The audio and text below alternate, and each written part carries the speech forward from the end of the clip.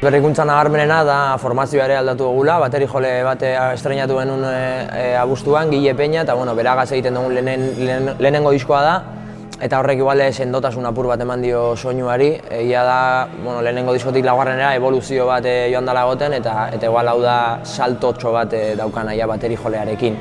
Baina gero bestetik uste dugu soinuaren esentzia mantendu dugula, bai elektronikak duen pisua nabarmena da diskoan, hip-hopa ere, gero eta gehiago, eta hori da lehenengo diskotik laugarrenera pixkanaka aldatuz joan den gauza bat, da gero eta gehiago abesten dugula, eta gero eta melodia gehiago dagoela.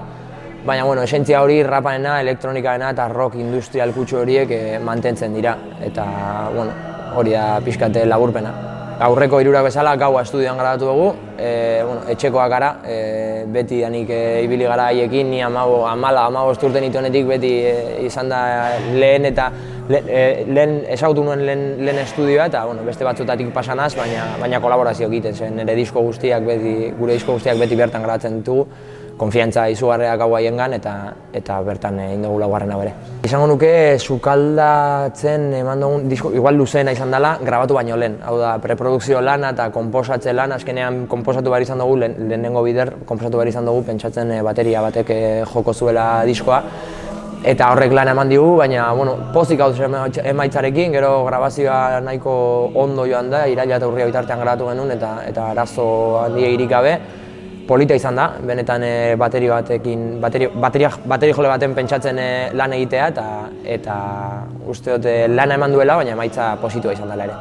Kolaboratu dute lagunak dien bi musikari oso on, Maria Redondo alde batetik, eta Garillako eta Sei taldeko abeslaria, eta bestetik Aritz Mendiola, Laukatu eta STR taldetan aritzen dana.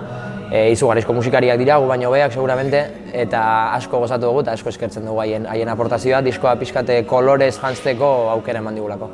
Momentuz pare bat data iragarrita ditugu bakarrik, lehenengoa da aurkezpena izango dana, Horeretan Niesen kulturgunean joko dugu Ohar Soinua festivalean, Irarra, Blegen Beltza eta herriko beste talde batekin, eta hori izango da gure lehenengo kontzertua disko berri honekin.